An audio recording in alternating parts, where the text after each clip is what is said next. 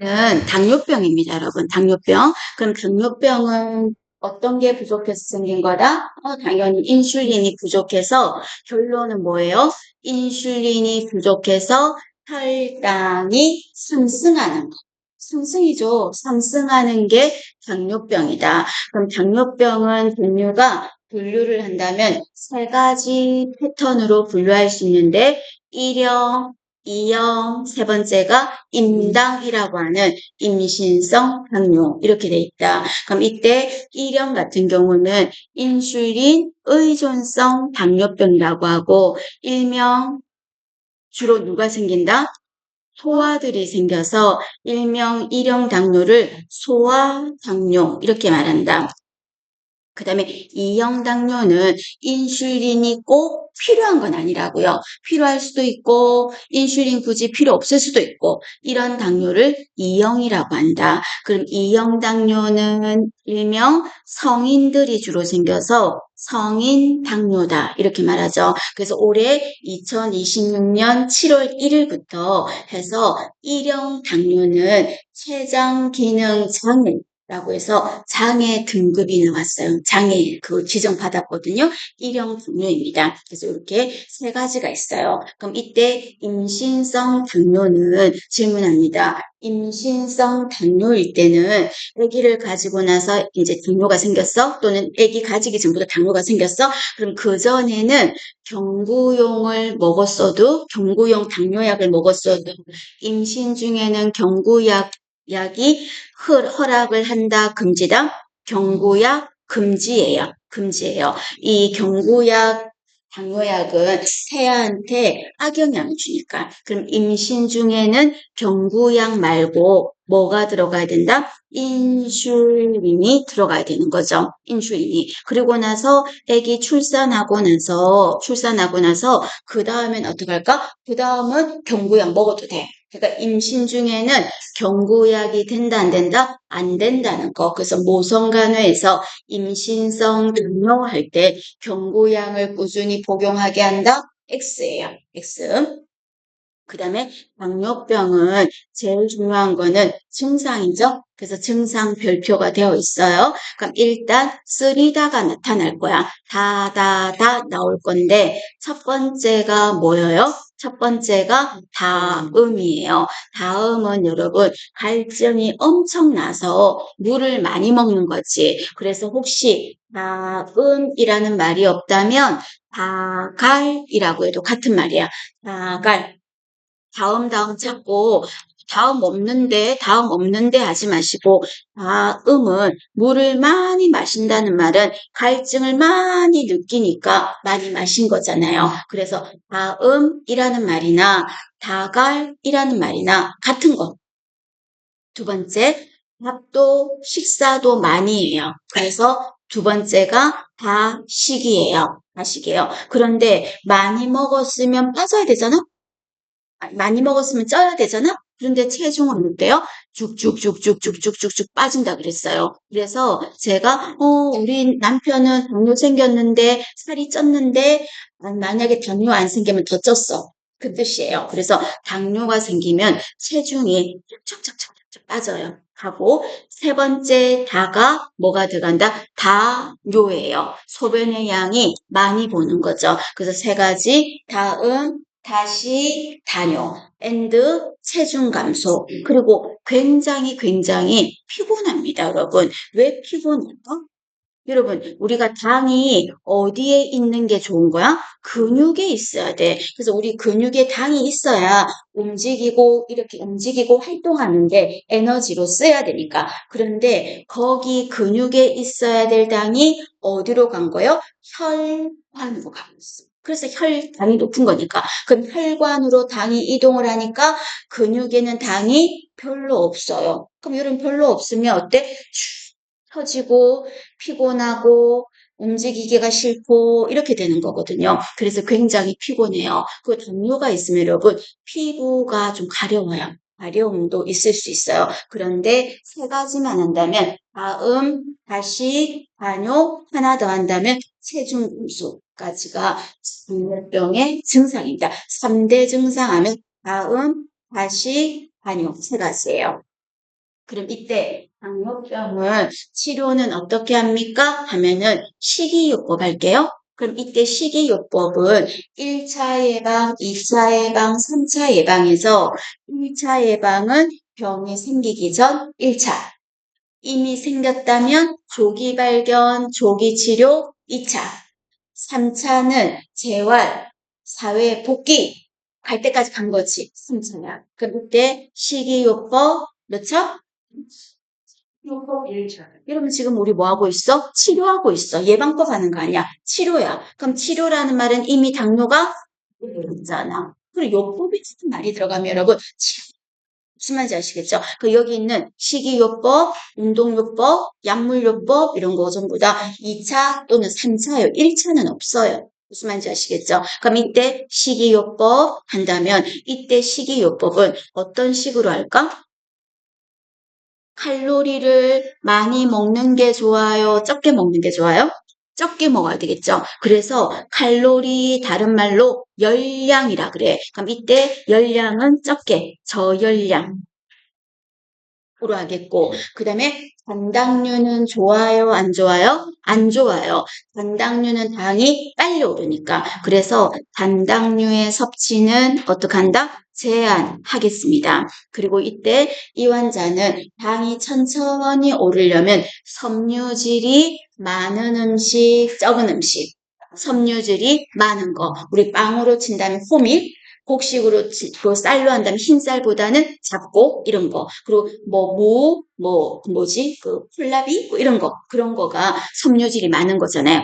고섬유질 시기 이런 게 좋겠고 그 다음에 음식 중에서 이 수치가 높으면 당이 빨리 오르는 음식이야. 이 수치가 낮으면 당이 천천히 오르는 음식이야. 이 수치를 뭐라고 한다? GI 지수 이렇게 말하죠. GI 지수. 그럼 GI 지수가 낮은 음식만 높은 음식, 낮은 음식을 먹어야 되겠죠. 그 말입니다. 이해되세요? 그래서 이때 식이요법을 지키고 그리고 또 운동을 하면 혈관 안에 있는 당이 근육으로 빠져나와야 되니까 혈당이 떨어져요. 운동시키고 그 다음 세 번째가 약물요법 하는 거죠. 그럼 이때 약물요법은 인슐린 아니면 경구약인 거죠. 이렇게 세 가지인데 세 가지에서 제일 중요한 거 하나만 고른다면 뭐다? 식이요법이에요. 그래서 당뇨병 환자가 식이요법을 열심히 잘 지키는 것은 몇 차 예방일까? 2차 예방이에요. 아셨죠? 기억합니다. 식이요법.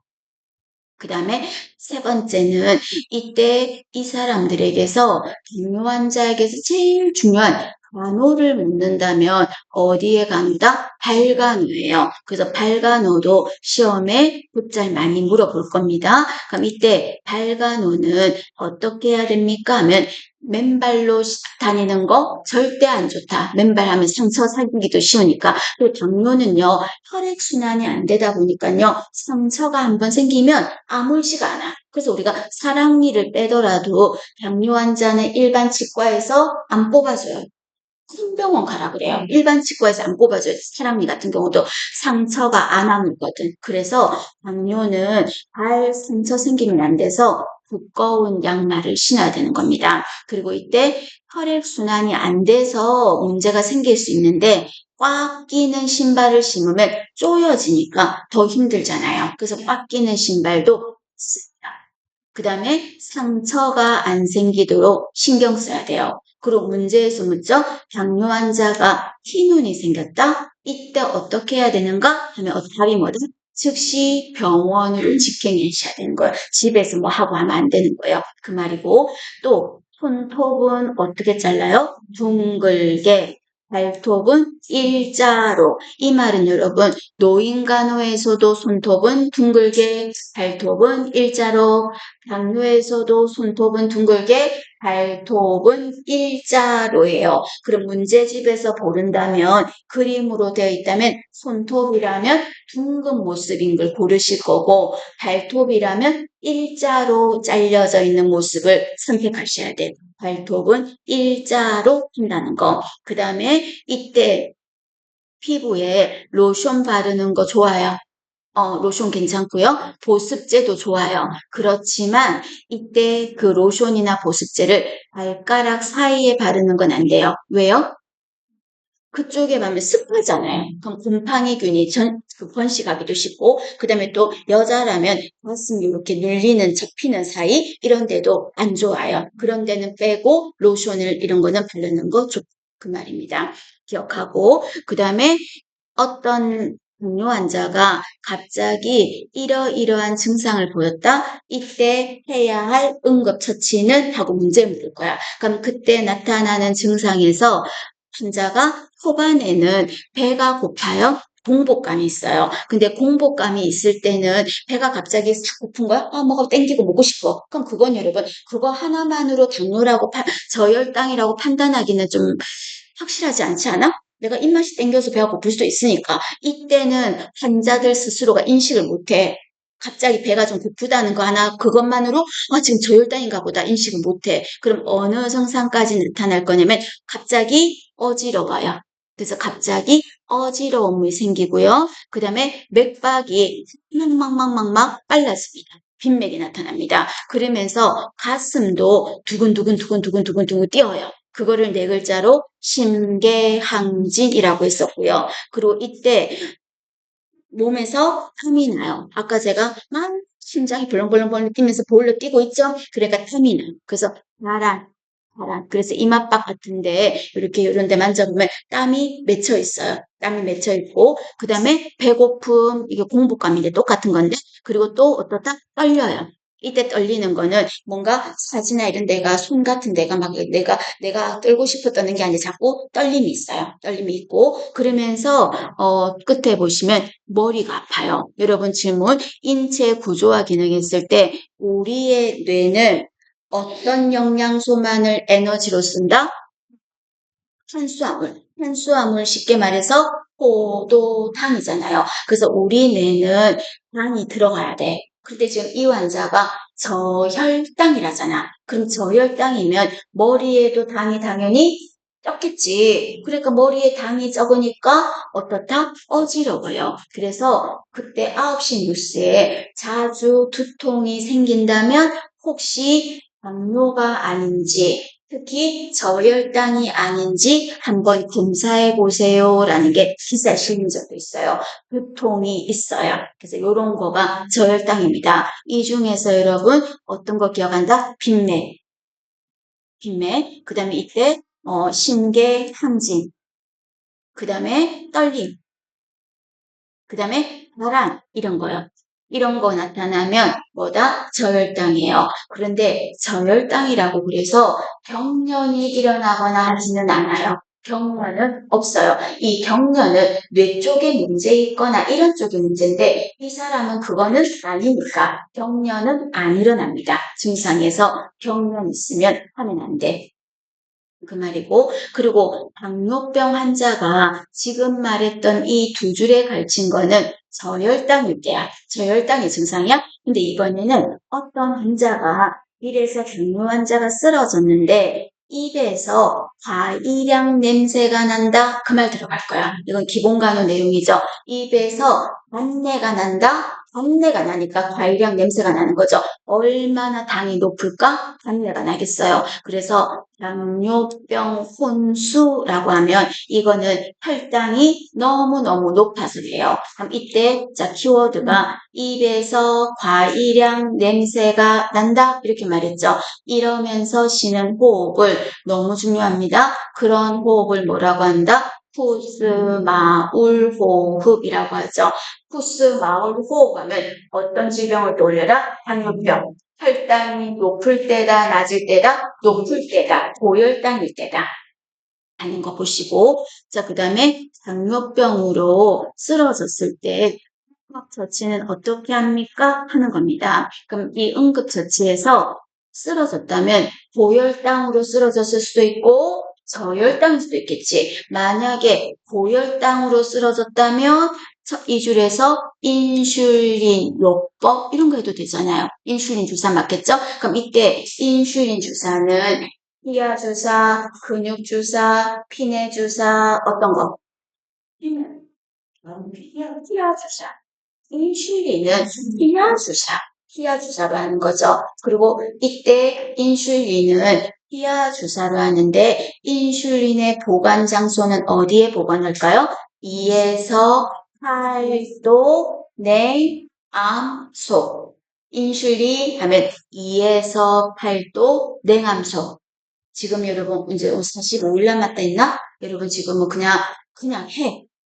그냥 하나 나왔을 때 그냥 해. 아, 내가 동료가 좀 약하네. 집에 가서 동료를 꼼꼼하게 봐야지. 그럴 시간 없어. 하나 할 때 그냥 보고 그냥 봐서 그냥 막 퍼진 조각을 그냥 해. 보면 어느 정도 지나면 그 조각이 정리가 돼요. 그러지 않고 오늘 이거 했는데 이거 하나도 모르겠네? 집에 가서 이번 주 내내 성인만 하고 있어. 동료만 하고 있어. 그럼 다 어떻게 하려고 그래요, 이거를. 그래서 할 때, 그냥 할 때 조각이 나도 상관없어요.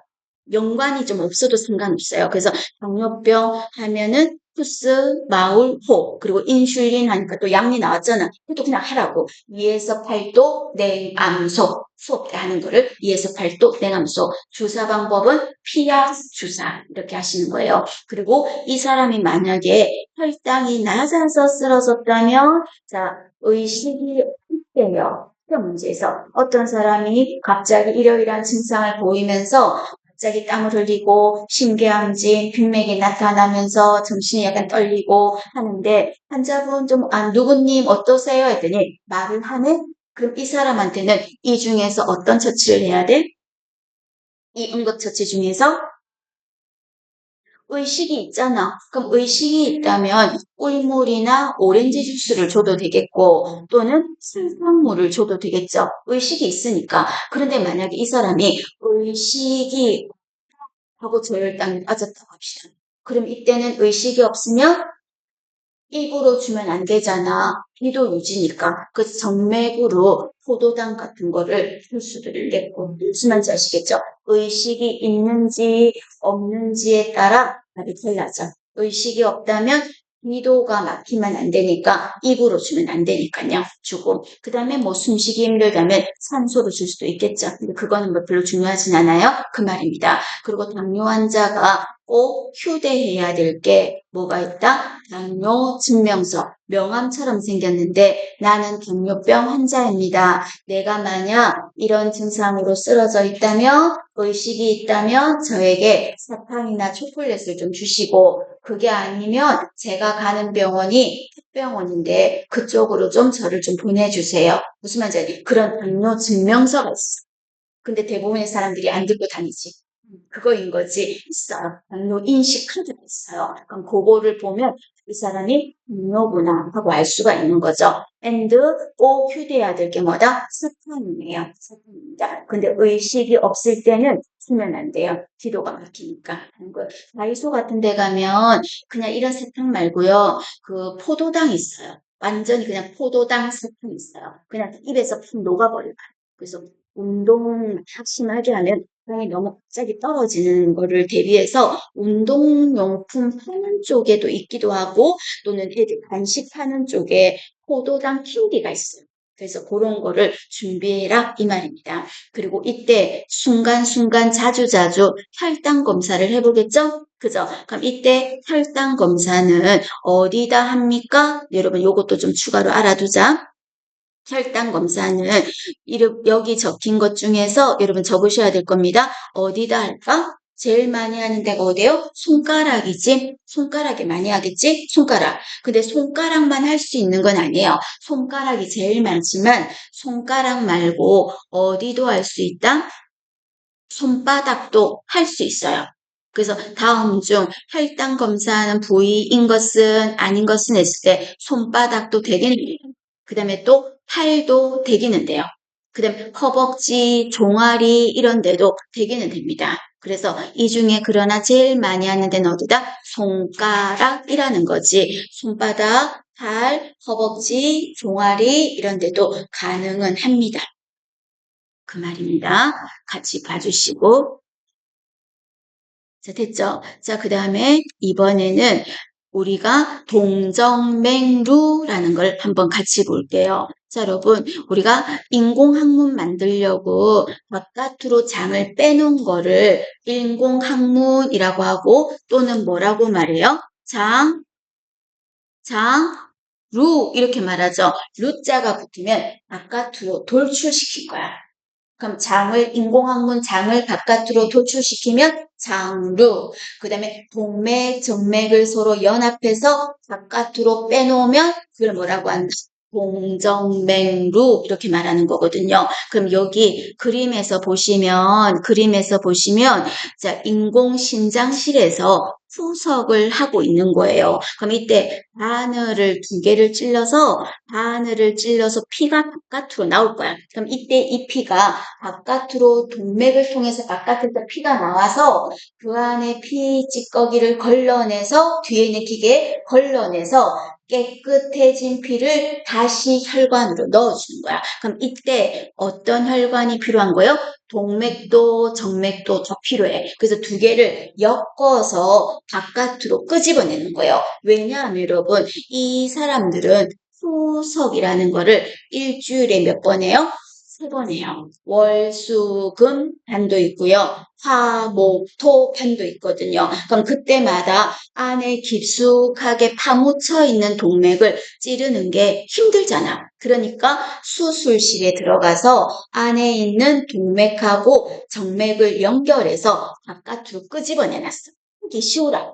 그게 바로 동정맥루라는 거예요. 그게 여기 그림에서 보시면 잠깐만 요렇게 살에 불룩하게 올라온 거 보여요? 뭐 우리가 사상 입어서 막 된 것처럼 위로 불룩하게 올라왔죠. 피부 색깔 다르게 이렇게 올라와 있어요. 그럼 이렇게 혈관을 바깥으로 끄집어내신 거야. 바깥으로. 그럼 이렇게 바깥으로 끄집어내셨는데 이쪽으로 우리 정맥 혈관은 여러분 아무리 굵다 그래도 막 이렇게 튀어나오진 않잖아. 근데 이 혈관으로 동맥피도 막 지나다닐 거야. 그럼 동맥피는 여러분 또 세잖아요. 그럼 이게 정맥혈관으로 동맥피도 막 들어가니까 동맥혈관처럼 정맥혈관도 굵어져서 바깥으로 이렇게 돌출이 되어 있어요. 이거를 만들어야지만 투석을 할 수가 있어요. 이게 없이는 투석 못해요. 이거를 동정맥루 이렇게 말한다고요. 그럼 이때 동정맥루는 만들고 나서 바로 투석을 한다 하고 보기에 나오면 X예요. 바로 못해요. 그래서 3번에 보시면 동정맥류를 만들고 나서 한두 달 정도는 지나야 투석을 할 수 있어요. 그래서 기출문제 동정맥류를 만들고 즉시 투석을 한다 하면 X야. 한두 달은 지나야 돼요. 그 말이고요. 그 다음에 1번에 보면 투석하고 나서 그 혈관 자리 있죠. 그 혈관 지금 여기 화면에서 보면 여기 바늘 꽂은 자리 이 자리에 크림을 이용해서 마사지도 좀 해주고 튀어나온 동정맥류를 마사지도 해주고 온찜질도 해주고 온찜질을 하면 혈관이 약간 늘어나니까 좋아서 온찜질도 하고 그 다음에 이때 투석이라는 걸 왜 하냐면 여러분 생각해봐. 신장이 망가졌어. 그럼 이때 신장의 하는 일이 무슨 일을 해요? 내 몸의 찌꺼기를 소변으로 빼주는 일을 해야 되는데 만성 신부전 환자들은 찌꺼기를 못 빼줘. 그럼 체내에 찌꺼기가 쌓이는 거지. 그래서 갑자기 만성 신부전 환자가 하면서 쓰러지는 게 뭔데요? 요복증. 소변에 독소가 쌓여가지고 쓰러지는 거예요. 그럼 이 사람을 살릴 수 있는 방법은 어떤 걸까요? 이 사람 피 안에 있는 노폐물 찌꺼기를 빼야 되겠지. 그럼 그거를 어떻게 뺄 건데요? 지금 동정맥류 만든 바늘을 그쪽에 혈관을 찔러. 그리고 피를 동시에 나오겠죠. 짧은 시간에 엄청나게 빠른 속도로 피가 나올 거야. 피가 샥 나와서 뒤에 있는 투석 기계 안에 피가 빙글빙글 돌아. 그럼 그때 안에 걸러주는 액이 들어가 있을 거야. 그럼 그 걸러주는 액은 당연히 멸균액이라 되겠죠. 그죠? 멸균액이지. 그럼 안에서 드럼 스타게 돌듯이 피가 빙글빙글 돌면서 노폐물 걸러내. 그럼 이제 걸러내서 정화된 깨끗한 피는 다시 동시에 빨리 몸에 넣어주는 거지. 그래서 바늘이 2개 찔리는 거예요. 하나는 빼고 하나는 넣어주고 그런 거예요. 그럼 이때 동정맥류를 할 때, 아니 투석을 할 때 4번에 보시면 투석액은 당연히 멸균이라 되겠죠. 혈관으로 들어가는 건데 멸균액이라 하게 되겠고 그 다음에 투석을 하는 중간에 환자가 피를 삽시간의 짧은 속도로 빛의 속도로 피를 빼잖아요. 그럼 내 몸의 피가 갑자기 순식간에 빠지니까 질문, 혈압이 올라갈까요? 떨어질까요? 내 몸에 피가 갑자기 훅 빠지면 혈압은 떨어져요. 그럼 혈압이 떨어지면 우리 여러분 속도 미스미스 울렁울렁 하거든요. 그래서 치료 중에 오심, 구토가 이런 게 있는지를 확인하는 거야. 그럼 시험에서 왜 이런 걸 확인합니까? 한다면 저혈압이 있을까봐 확인하는 거예요. 그리고 이때 문제에서 이렇게 물을 거예요. 자, 봐요. 여기 동정맥류 만든 피를 봐봐. 이파. 그 여러분 이거 주변에 지인들 중에 있을 수도 있고 꽤 있어요. 그럼 이렇게 이쪽에 돌출되어 있는 벌레가 이렇게 위에 올려 있는 것처럼 이렇게 큰 게 있어요. 그럼 이렇게 튀어나왔는데 그쪽에 손을 대면 어떨까? 찌릿해. 본인도 여기 이 팔에 동정맥류를 만든 팔에 약간 핸드폰 진동이 느껴지는 것처럼요. 찌릿찌릿함이 있어야 정상이에요. 만약에 근데 여기 동정맥류 실컷 만들어 놨는데 느낌도 없다. 그러면 이거 무시해야 돼. 그래서 이때 동정맥류 팔에는 진동이 느껴지는 게 정상이라고. 그래서 보시면 5번에 매일 진동이 느껴지는지를 촉진해야 돼. 만져봐야 돼. 만지면 찌릿하다니까? 그래서 모르는 사람이 상대방이 지하철 같은 데 타다가 갑자기 사람들이 많이 서 있는데 이렇게 움직이다가 상대방에게 여름에 그런 사람들 다 긴팔 입어요. 입는데 모르고 내가 근데 닿았어. 그럴 수도 있잖아. 그럼 내가 순간적으로 아무 생각 없이 남의 팔에 이렇게 닿았을 때 놀랄 수도 있어요. 진동이 느껴지거든. 그래서 투석을 할 때는 그 팔에 진동이 느껴지는 게 정상이에요. 조심하세요. 진동 느껴지는 게 정상이에요. 그 다음에 6번 투석하고 나서 혈압도 측정해 볼 거예요. 왜요? 혈압이 떨어졌는지 피를 지금 한순간에 뺐었으니까 그래서 저혈압 증상을 확인하기 위해서 혈압을 측정합니다. 그리고 또 7번에 투석하기 전에 체중 재볼게요. 이것도 왜요? 피를 뺐으니까 체중도 재보고 활력 징후는 바이탈 사인 금방 말한 것처럼 혈압 때문에 체크해 보겠습니다. 그 말입니다. 자, 그러면 제일 중요한 거는 동정맥류 만든 그 팔의 유의사항이에요. 8번이 제일 중요합니다. 그럼 이때 동정맥류 팔은 만든 팔은 어떤 거를 반드시 유의사항을 지켜야 됩니까? 자, 여러분 생각해봐. 이쪽 혈관은 뭐 때문에 만든 거예요? 투석용이야. 그러니까 쉽게 말해서 투석하기 위한 고속도로 혈관을 만든 거야. 투석 전용 고속도로야. 그럼 이 투석 전용 고속도로를 다른 거 수행한다고 그쪽으로 찌르거나 또는 체열한다고 그쪽에 바늘을 찌르거나 하면 안 돼요. 투석 전용 혈관이라니까? 이해되시죠? 그래서 동정맥류 펠로는 보시면 세 번째 줄에 보세요. 혈액 채취하면 안 돼. 그리고 정맥주사, 플루이드 수액 줘도 안 돼. 그 말입니다. 그리고 이팔은 첫 번째 줄에 무거운 물건 들지 마세요. 그 다음에 또 팔베개 하지 마세요. 팔베개가 내가 동정맥류 이팔인데 이렇게 해서 팔베개 한다든지 다른 사람한테 팔베개 해준다든지 하지 마세요. 그 다음에 심한 운동 그쪽 팔 하지 마세요. 그리고 또 그쪽 팔은 쪼여지는 거 하지 마세요. 시계, 팔찌를 착용하는 거 하지 마세요. 그리고 소매 쪼이는 옷 입지 마세요. 또 조심하실 게 그쪽 발로 혈압을 재는 거 하지 마세요. 그 다음에 상처가 그쪽에 생기면 큰일 나지 않을까? 그쪽에 그죠? 상처 조심하세요. 이런 거가 동정맥류 유의사항입니다. 되셨죠? 자, 그 다음 여러분 이때 동정맥류를 하고 있다면 이 환자는 어떤 질병인가요? 신부전이죠. 그건 신부전, 만성 신부전. 만성 신부전이야. 그럼 이때 신부전일 때는 소변이 많이 봐요? 소변을 거의 안 봐요? 소변을 거의 못 봐. 안 나와. 그럼 이때 질문, 소변이 안 나가면 전해질 중에서 칼륨이라는 전해질은 무리하는 대로 따라갈 거야. 그럼 소변으로 물이 막 빠져나가면 칼륨이 나도 나갈래? 많이 나갈 거고, 반대로 소변으로 물이 안 나가면 내 몸에 칼륨도 안 나가. 그럼 칼륨을 다른 말로 포타슘이라고 하는데, 질문, 만성 신부전 환자는 소변으로 물이 안 나가잖아. 그러면 내 몸에 있는 누구도 안 나갔다? 칼륨도 안 나가. 칼슘 말고 칼륨도 안 나가. 그럼 내 몸에는 칼륨 수치가 높을까요? 낮을까요? 높아요. 그럼 이때 이 사람은 칼륨 수치가 높은데 칼륨을 자꾸 주면 안 되잖아요. 그래서 세 번째 보시면 포타슘과 인을 제한한다. 포타슘이 뭐예요? 칼륨이에요. 칼륨 친구가 인이기 때문에 얘도 제한하는 거예요.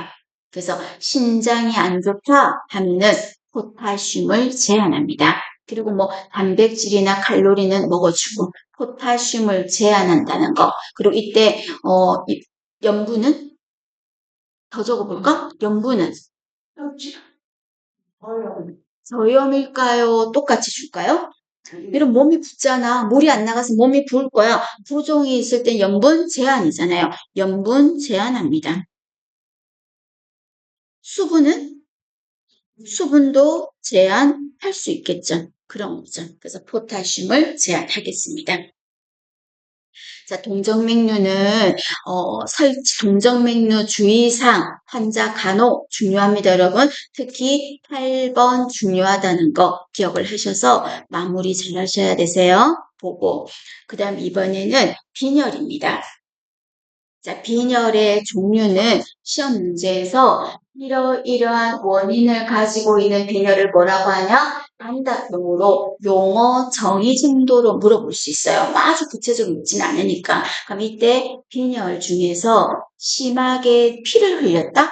출혈을 있었다? 하면 그 빈혈을 뭐라고 한다? 철결핍성 빈혈이에요. 자, 원인이 뭐라고요? 출혈이야. 그래서 출혈로 인한 빈혈을 뭐라고요? 철결핍성 빈혈이에요. 그러면 이름에서 철결핍성 빈혈이니까 엽산을 투여한다? X예요. X라고. 철결핍성 빈혈은 엽산을 줘야지 엽산을 주면 안 되잖아요. 엽산이 부족한 게 아니잖아요. 다르니까. 그래서 철결핍성 빈혈은 철분을 줘야 된다는 거. 조심하시고. 그럼 이때 철분을 투여할 때 가르쳐야 될 교육 내용이 무엇입니까? 첫 번째, 철분약 중에서 액체로 된 철분 제제는 삼키는 게 너무 거슬려. 맛이 너무 못 먹겠어. 그래서 입안에 이렇게 머금고 꿀꺽하지는 못해. 이렇게 있다고. 하고 있으면 치아가 철분약에 잠기 섞기. 이게 뭐라 그러지? 적셔지잖아. 그럼 적셔지면 철분이 여러분 이게 타르 색깔이야. 철분 액체로 된 약은. 그러면 치아가 색깔이 어떻게 될까? 검게 돼. 그래서 철분약을 복용할 때는 첫 번째 빨대를 쓴다는 거 가르쳐야 되겠죠. 이때 빨대를 쓰고 그리고 또 엔드 철분약이 이왕 먹는 거 흡수가 잘 돼야 되겠죠? 그럼 흡수가 잘 되려면 뭐와 함께 먹어준다? 오렌지 주스 또는 비타민C와 함께 복용한다. 여기 두 가지만 적었는데 하나 더 해볼까요? 세 번째, 환자가 철분약 복용하고 나서 식겁해서 놀래가지고 전화 올지도 몰라. 뭐 때문에? 배변의 색깔이 검어질 수 있다. 괜찮다 이거예요. 그래서 변의 색이 검은색 변을 볼 수 있다는 거 보고 설명해줘야 되겠죠. 괜찮습니다 라는 말을 해줘야 됩니다. 검은색 변을 볼 수 있다.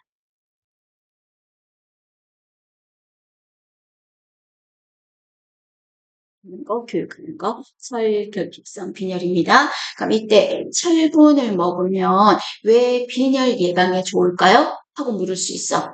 철분 제제가 복용하면 빈혈에 왜 좋은가? 적혈구 생성을 촉진하니까. 문제에서 철분이 하는 일이 뭐라고요? 적혈구 생성을 촉진하잖아. 적혈구 생성을 촉진하니까 빈혈에 도움이 되는 겁니다. 그 다음에 두 번째, 자, 이번에 이 비율은 충분과는 상관이 없고요. 비타민 중에서 비타민 B 몇 번? 12번요. 비타민 B 12번을 다른 이름으로도 아셔야 되는데 뭐라고 한다? 호발라민이라고 합니다. 호발라민. 너무 어려워. 해야 돼. 방법이 없어요. 비타민 B12번은 호발라민. 그럼 이 비타민 B12번이 부족한 게 일명 무슨 빈혈이라고 한다? 악성 빈혈이라고 합니다. 자, 여러분 얼굴 들어봐요. 이 비타민 B12번이 음식에 시금치 이런 데도 많아요. 그런데 내가 어지러워서 빈혈기가 있어서 병원에 갔더니 비타민 B12번이 조금 부족한 게 아니라 어마무시하게 많이 부족한 거야. 내가 뭐 음식을 잘 못 먹는 것도 아닌데 부족한 거야. 그렇다면 이 비타민 B12번이 잘 생성, 흡수, 촉진 도와주는 장기가 위가예요. 그러면 그 말은 다르게 말하면 내가 비타민 B12번이 부족하다는 말은 내 위가 고장났는. 그럼 내 위가 고장났다면 혹시 최악의 시나리오는 위암이 아닐까? 그래서 악성 빈혈 환자는 혹시나 내가 위암이 아닌가 하고 의심해야 돼요. 위암을 조심하셔야 돼요. 그 말입니다. 자, 이번에는 여러분 거꾸로 가볼까? 내가 위암으로 위를 차려냈어.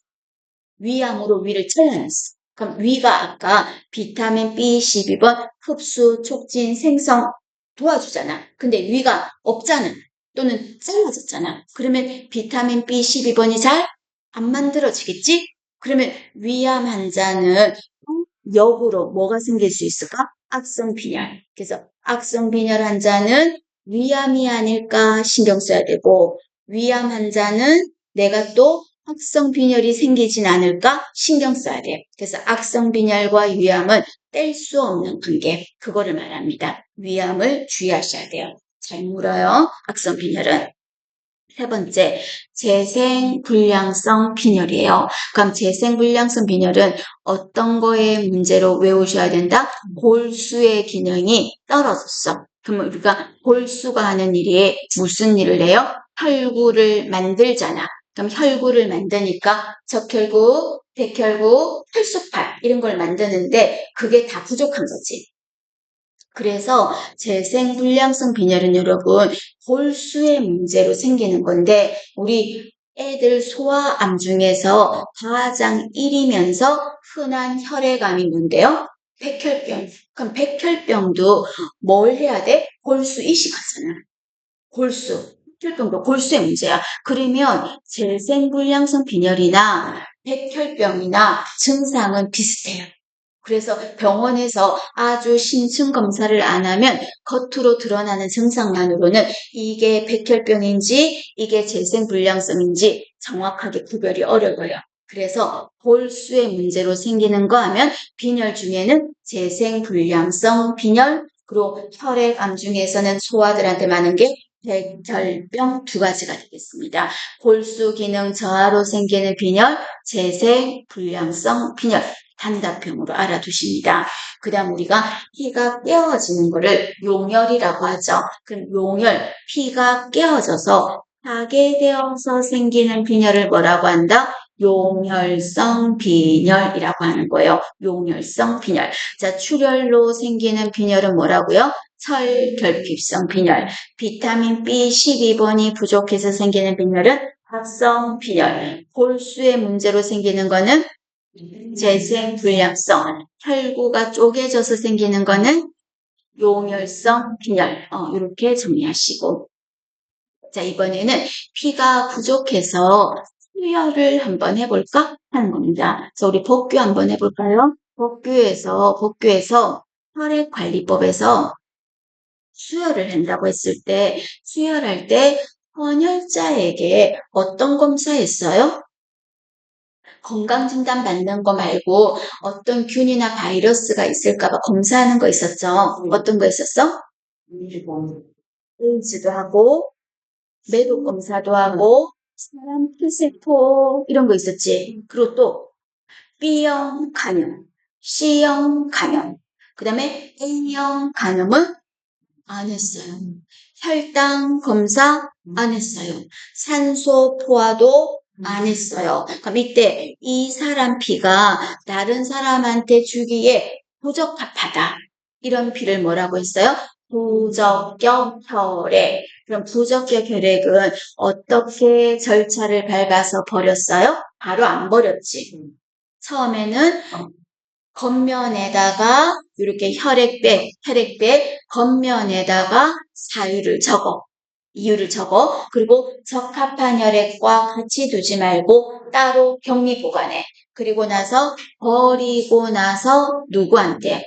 보건복지부 장관에게 뭐 한다? 보고하잖아요. 맞죠? 그럼 이때 수혈을 한다면 여기 그림에서도 혈액을 주사를 맞네? 그죠? 그럼 이렇게 혈액에 대해서 관리하는 업무를 뭐라고 했다? 혈액 관리 업무 이렇게 말했어.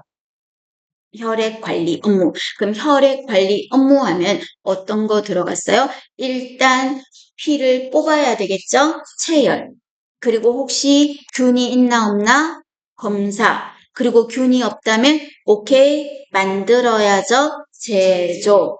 그리고 일정한 장소에 보존. 그리고 주세요. 연락이 오면 봉급. 그리고 마지막으로 그럼요. 품질 관리.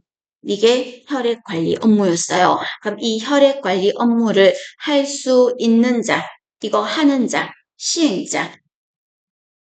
누가예요? 의료기관. 의료기관이 하죠. 그 다음에 또 대한적십자사 하죠. 하나 더. 제약회사. 근데 시험에서는 제약회사 안 하고 혈액 제제, 제조업자 이렇게 말했죠. 이 세 군데서 혈액 관리 업무를 할 수 있다 그랬어요. 그럼 이때 끝에 보시니까 제약회사를 혈액 제제라는 표현을 썼는데 이때 혈액 제제라는 거는 뭐를 말하는 겁니까? 혈액을 원료로 만든 약을 말하는데 약품을 말하는데 혈액 제제에는 전체 피가 부족한 사람을 위해서 만든 메뉴가 전혈이 있었고 그 다음에 적혈구만 부족한 사람을 위해서 만든 거가 농축 적혈구 그 다음에 혈소판이 부족한 사람을 위해서 만든 게 농축 혈소판이라는 것도 있었고 그 다음에 혈장이 부족한 사람을 위해서 만든 게 신선하게 얼린 혈장, 신선, 동결, 혈장이라는 말을 했었었죠. 그죠? 이런 거하고 혈액의약품 같은 게 혈액제제라고 그랬어요. 기억나죠? 그럼 지금 여기 화면에서처럼 이런 피주사는 그냥 피를 그대로 맞은 게 아니라 약품으로 만든 거야. 만든 거예요. 그럼 이때 수혈을 할 때 제일 신경 써야 될 거 두 가지 한다면 혈액형, 또 하나가 교차시험이에요. 그래서 이 사람 피하고 내 피가 크로스 엮여서도 쉽게 말해서 좀 속된 말로 궁합이 맞는지 보는 거죠. 그래서 교차시험과 혈액형 두 가지 한다는 거 기억하셔야 됩니다. 봐주시고 그 다음 이번에는 시험 문제에서 수혈을 하는 도중에 환자가 열이 나고 갑자기 막 추워하고 창백하고 호흡이 힘들면서 청색증을 보였다. 이건 뭐 때문인 거예요? 수혈의 부작용이야. 그래서 우리가 특정 수혈 부작용 하고 법규에서도 있잖아. 그럼 이때 특정 수혈 부작용으로 환자가 좀 치료를 받았다, 즉 죽었다는 말은 없어요. 그럼 어떻게 했어요? 법규에서 15일 이내에 보건소장을 거쳐서 시도지사에게 신고하는 거였어요. 반면 특정 수혈 부작용으로 사망했다 이렇게 말하면 즉시 신고하는 거였어요. 그죠? 그겁니다. 그럼 이때 수혈시 이러이러한 부작용이 생겼다. 이때 가장 먼저 할 일은 이라고 말하면 신고하는 게 먼저가 아니잖아. 이 사람을 지금 어떻게 해놔야 되잖아. 그럼 이때 어떻게 해야 될까요? 주입을 멈춰야 되는 거죠. 즉시 바로 주입을 중지시켜야 되는 겁니다. 멈춰야 되는 겁니다. 멈춰야 되는 거. 그 말이고. 그 다음에 풍모격도 중에 환자가 갑자기 어지러워서 기절을 했다? 이때 가장 먼저 할 일은 풍모격하는 도중에 하고 기절했어. 어지러웠어. 그럼 이 사람 끄집어내려고 하면 그 사람 축 늘어진 사람 아무리 가벼워도 늘어지면 무거워요. 못 끄집어내. 그럼 이 사람을 이렇게 만든 게 뭐 때문이에요? 물 때문이잖아. 그럼 어떡한다? 콩에 물에 밸브를 열어서 콩에 물을 빼는 거죠. 결론은 풍목욕 도중에 어지러움을 호소하였다. 콩에 물을 뺀다. 그게 답이고 그 다음에 수혈 도중에 부작용이 생겼다. 그 다음에 즉시 중단한다. 그게 답입니다. 그 다음에 우리가 섭취량, 배설량 이런 말을 했을 때 수혈도 몸으로 들어오는 거잖아. 그럼 몸으로 들어오는 거니까 어디에 속한다? 섭취량에 들어갑니다. 섭취량에 포함됩니다.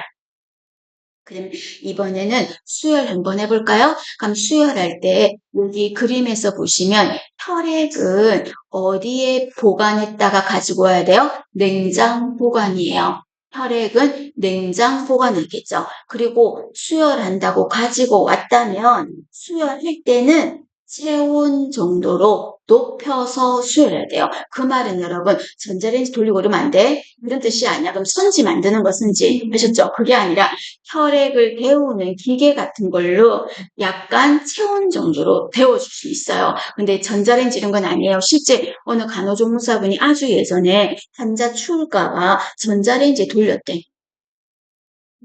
혈액을요, 전자레인지에다가 선지 아셨죠? 그래서 혈액은 그렇게 하는 게 아니라 체온만큼 정도의 체온만큼 정도. 그 다음에 이때 혈액은 4번에 아까 말했어요. 혈액형과 교차, 시험 두 가지가 중요하다고.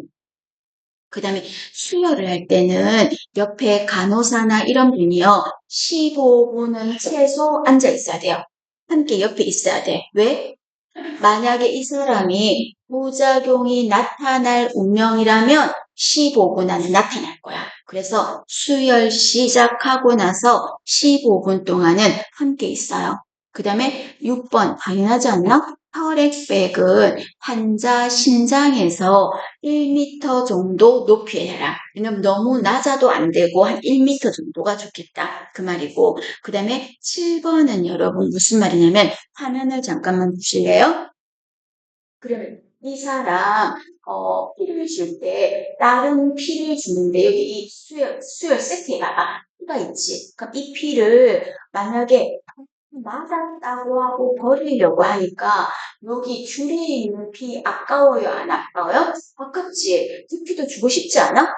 그러니까 혈액 수액 세트처럼 그쪽에도 피가 고여 있으니까 아깝잖아요. 그럼 그거를 마실 수도 없는 거고 그 피 어떻게 아깝잖아. 그러면 수혈을 끝내고 나서요. 수액백 대신에 이 식염수를 달아서 이쪽으로 생리식염수를 넣어줘. 그러면 생리식염수가 수혈 세트를 타고 들어가니까 요 줄에 있는 피도 깨끗하게 들어가잖아. 아깝지 않게 맞을 수가 있다는 거죠. 그리고 이때 수혈을 한다고 바늘을 찔렀는데 만약에 말입니다. 여러분이 혈관이 아닌데 찔렀어. 그리고는 나는 혈관이라고 생각하고 풀었어. 그러면 나는 이 피가 혈관으로 안 들어가는 게 되는 거잖아요. 그래서 처음에 수혈 세트, 수액백을 수혈하는 피를 연결하지 말고 생리식염수를 먼저 타라. 바늘을 찌른 다음에 생리식염수를 먼저 줘봐. 그럼 그쪽으로 줘봤더니 붙지도 않고 혈관이 맞아. 그러면 바로 이거를 연결하는 거죠. 결론은 수혈을 할 때, 시작할 때 생리식염수로 혈관이 맞는지 확인해보고, 마지막에는 이 피, 수혈 세트에 있는 피 아까우니까 마지막으로 쑥 다 들어갈 수 있도록 마지막 마무리도 생리식염수로 한다. 그 소리가 되겠습니다. 보고 그 다음에 한번 해보시면 혈액 사고를 막아야 되겠죠. 혈액형 확인이 제대로 안 됐다든지 다른 사람 피를 가지고 왔다든지 그죠? 그러면 이때 혈액 사고를 막으려면 무조건 우리 시험에는 후약의 사고를 막으면 라벨 확인은 몇 번 한다? 3번 확인이에요. 무조건 우리나라는 삼진 아웃이야. 3번이나. 그래서 3차에 걸쳐서 확인한다. 이렇게 말했어요. 그래서 이 내용에서 꼭 기억하실 거는 혈액은 어디에 보관한다? 냉장 보관이다. 그리고 수혈할 때는 체온만큼 정도로 해서 준다. 혈액형과 하나 더 뭐를 꼭 알아보자? 교차 시험 확인하자. 라벨 확인은 실수하면 안 되니까 몇 번 확인한다? 3번 한다. 내가 오늘 수혈을 400cc를 맞았다? 그럼 이때 이 400은 섭취량에 들어간다? 안 들어간다? 들어간다. 섭취량에 들어간다라는 말을 했습니다. 되셨죠? 이렇게 정리해 주세요.